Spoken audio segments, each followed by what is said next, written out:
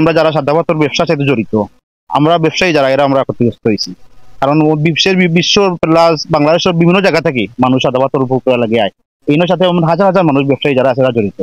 কিন্তু বর্তমান কিছু বা মানে কিছু বাইরে থেকে বাইরে ডিস্ট্রিক্টের মানুষের আমরা সাদা পাথর ফ্লিপকার্ট কিনে নয়, আমরা এলাকার মানুষ কিছুটা বিভ্রান্তির মধ্যে পড়ে গেছি। আর এই লসটা কাটাইতে গেলে কিছুদিন সময় লাগবো। আর আস্তে আস্তে মোটামুটি আমরা প্রশাসনের মাধ্যমে যদি উদ্যোগ নেই তাহলে বা সাংবাদিক ভাইরা যদি মিডিয়া প্রচারণা করে, মানুষ আস্তে আস্তে আবার আসা শুরু করবে। ঠিক আছে, আশা প্রত্যাশা করে।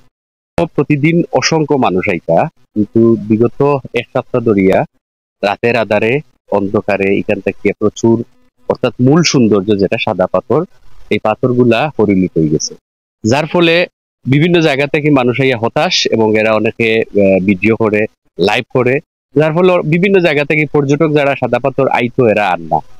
এ কারণে আমরা ব্যবসায়ী যারা আছে, ব্যবসায়ী ক্ষতিগ্রস্ত, নৌকা শ্রমিক তারা ক্ষতিগ্রস্ত, এবং বিশেষ করে এই বুলাগঞ্জ থেকে শুরু করিয়া এই অঞ্চল পর্যন্ত সাদা পাথরের মূল স্পট পর্যন্ত ক্ষতিগ্রস্ত। দেশ সেরা পর্যটন স্পট হইল আমরা সাদা পাথর। এখানেও কয়েকদিন থেকে কিছু মানুষের সাদা পাথরের যে সাদা পাথর গুলা আছে ওইগুলা নিয়ে যাওয়ার কারণে মূলত সাদা পাথরের যে সৌন্দর্য এটা একটু নষ্ট হচ্ছে বা হয়ে গেছে। আমরা আশা করছি যদি উপজেলা প্রশাসন সহ সংশ্লিষ্ট যারা আছেন একটু নজরদারি বাড়ালে আমাদের যে সাদা পাথর সেই আগের রূপে ফিরে যাবে। আরেকদিকে ওটা হলো ইসলামপুর, এই দুইটা ইউনিয়নের জন্য আমাদের মরহুম এম সাইফুর রহমান এই ব্রিজটা তৈরি করেছে। আর আজকের এই স্বপ্ন ব্রিজটা নষ্ট হইতেছে এই বালু উত্তোলনের কারণে। ইজারাদার সরকার দিয়েছে, এটা আমরা ধন্যবাদ স্বাগত জানাই। উনার এরিয়ার ভিতরে থাকার লাগে আমরা অনুরোধ করছি, বারবার মিটিং করছি, করার পরেও উনারা আমাদের ওই দেখেন আপনারা বাস্তবে দেখে যান, এই যে পর্যায়ে আছে এই পর্যায়ে থাকলে আমাদের কোনো আপত্তি নেই। এই 1600 ফুট ব্রিজ থেকে 1600 ফুট দূরে আছে, কিন্তু তারা কি করে, আমরা যে সময় আন্দোলন হয়ে বাধা দেয় এই সময় চলিয়া যায়, আর রাতের আধারে একবারে ব্রিজের নিচে আসিয়া বালিগুলা উত্তোলন করে। এই হলো আমাদের দাবি, যাতে উপরে উঠে যায়, উঠে দিয়া ব্রিজের নিচে বালু উত্তোলন করে।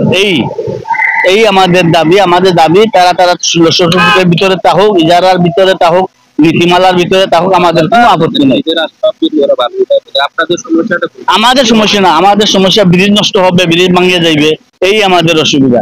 আজকে যদি ব্রিজটা কোনো কিছু হয়ে যায়, অতীতে যে আমরা আপনারা জানবেন না, অতীতে আমরা বালুর উপর দিয়া হাঁটিয়ে যাইতে হয়েছে, মোটরসাইকেল নিয়ে যাইতে হয়েছে, এত কষ্ট হইতেছে। আসরে বা 4টা-5টা বাজিলে আর বাড়িতে আসার চিন্তা ভাবনা করতাম না, কেননা এই নদী পার হইতে লাগে 1 ঘন্টা, হাঁটিয়ে পার হইতে হইলো। এই চিন্তা ভাবনা আল্লাহ যে আমাদেরকে একজন লোকের মাধ্যমে বা আমাদের নেতার মাধ্যমে এই জিনিসটা আমরা পাইছি, এইটাই আমরা রক্ষা করার আমাদের মূল দাবি।